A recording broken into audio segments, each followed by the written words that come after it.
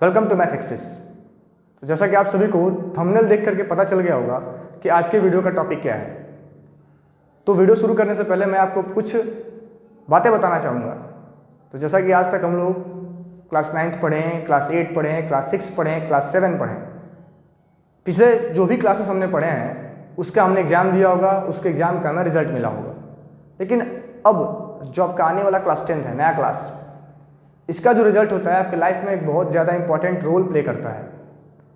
आप चाहें आगे जिस क्लास में भी एडमिशन लेने जाएं या फिर आपके लाइफ में आप जो कुछ भी नया करने जाएंगे, वहाँ पे आपसे क्लास 10th का रिजल्ट मांगा ही जाएगा। ना तो आपसे कोई क्लास 7th का रिजल्ट पूछेगा, ना 6 का पूछेगा, ना 8 का पूछेगा, लेकिन क्लास 10th का रिजल्ट आपसे हर जगह पूछा जाएगा। तो इसलिए भी जो ये वीडियो आपके लिए इंपॉर्टेंट है कि आप क्लास 10th में क्या कुछ करके अच्छा नंबर स्कोर करें, ताकि आप जहाँ भी जाएँ अपने मार्क्स को अच्छे से बता पाएँ कि हमने क्लास 10th में इतना नंबर स्कोर किया है। साथ ही साथ मैं आपको बताना चाहूँगा कि जो आपका क्लास 10th का रिजल्ट है यही डिसाइड करता है कि आपके आने वाला फ्यूचर कैसा होगा। आप आर्ट्स से पढ़ेंगे, कॉमर्स से पढ़ेंगे या साइंस से पढ़ेंगे। क्योंकि मैंने ऐसे देखा है कि बहुत सारे ऐसे स्कूल हैं जो अच्छे स्कूल हैं, वहाँ पे आपको जो एडमिशन मिलता है साइंस स्ट्रीम में, कॉमर्स स्ट्रीम में या फिर आर्ट्स साइंस में, वो डिपेंड करता है आपके क्लास 10th के परसेंटेज पे। बहुत सारे स्कूल डिमांड करते हैं कितना परसेंट होगा तभी आपको हम साइंस स्ट्रीम देंगे या फिर नहीं देंगे। तो पहले तो आप लोग अपना गोल सेट करें कि हमें करना क्या है, हमें लाइफ में क्या बनना है, और उसके अकॉर्डिंग अपने प्रिपरेशन को स्टार्ट करें।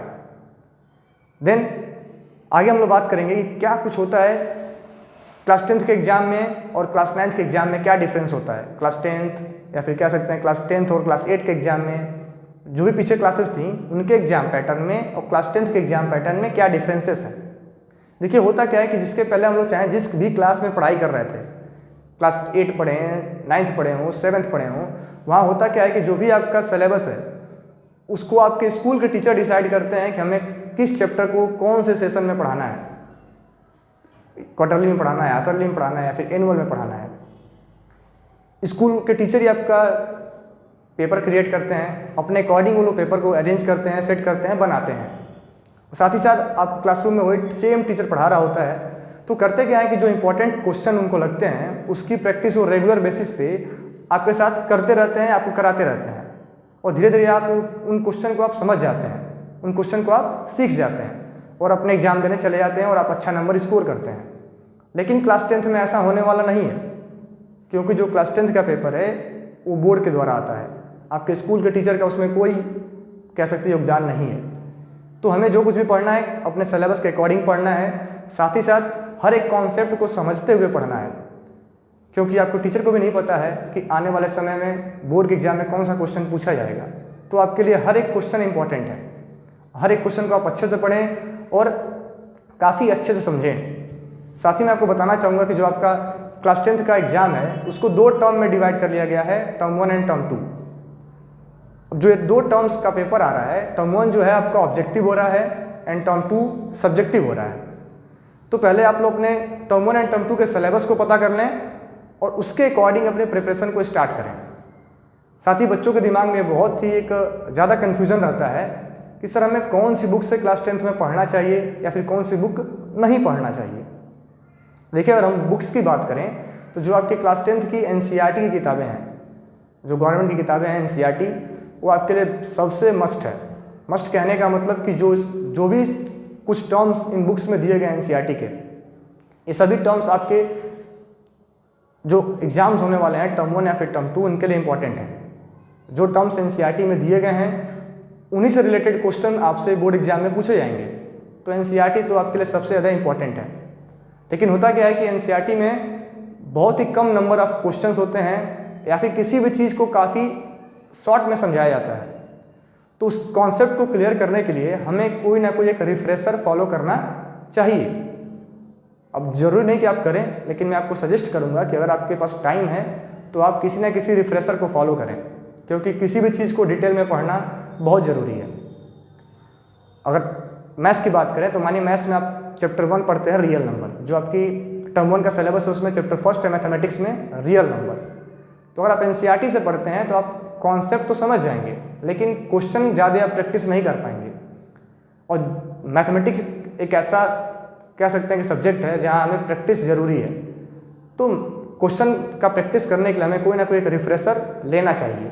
आप चाहें तो आर एस अग्रवाल ले सकते हैं, चाहें तो आर डी शर्मा ले सकते हैं, या फिर किसी अदर पब्लिकेशन की बुक लेकर के आप नंबर ऑफ क्वेश्चन की प्रैक्टिस कर सकते हैं। लेकिन मैं आपको फिर से कहना चाहूँगा कि एनसीईआरटी आप सभी के लिए सबसे ज़्यादा इंपॉर्टेंट है। एनसीईआरटी का हर एक क्वेश्चन, हर एक कॉन्सेप्ट हमें पता होना चाहिए।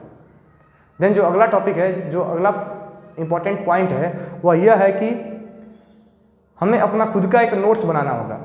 इसके पहले क्लासेस में, यानी कि पिछले क्लासेस में, क्लास 9th में, 8 में हम क्या करते थे कि क्लासरूम में जो टीचर पढ़ा रहे हैं उन्होंने जो क्लासरूम में नोट्स बनवाए उनको हम लोग अपने कॉपी में नोट करते थे और घर पे आके उसी को पढ़ के हम अपना एग्जाम देने चले जाते थे।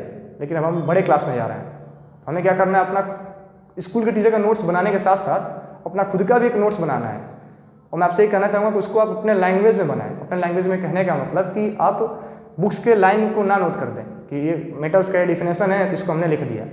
आप सेम डिफिनेशन लिखें लेकिन उसको समझ करके अपने लैंग्वेज में लिखें। आप उसमें आधा इंग्लिश यूज कर लें, आधा हिंदी कर लें, ताकि आपको अच्छे से समझ में आए। हर एक इंपॉर्टेंट फार्मूलों को आप हाईलाइट करें, उनको लिखें, उन्हें जो भी टर्म्स यूज किए हैं उनको आप अपने लैंग्वेज में लिखें।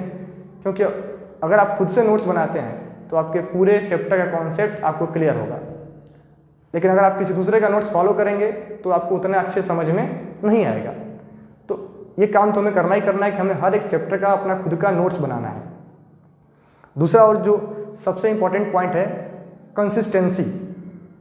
कंसिस्टेंसी कहने का मतलब क्या है कि आपको रेगुलर बेसिस पे पढ़ाई करना है।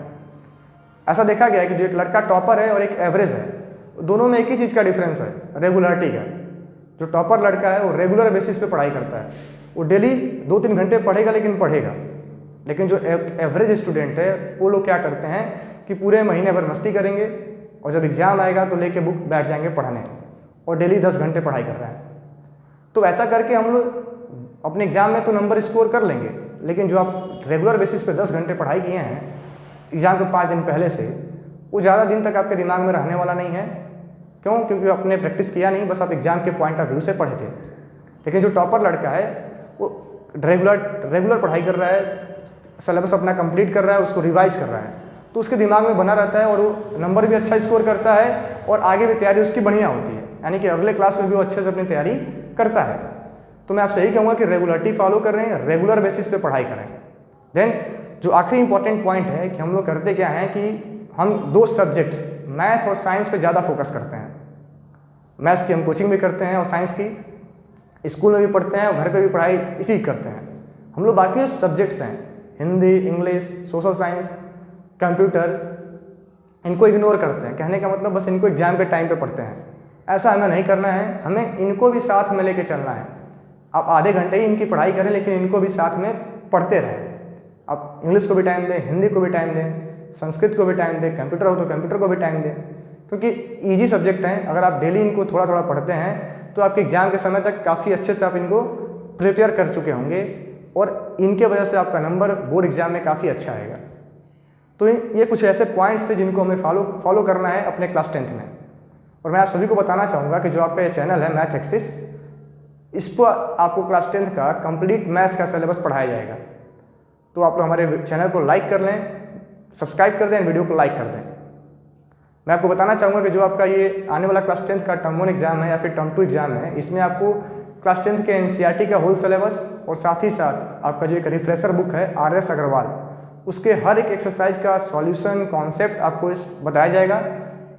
Thank you.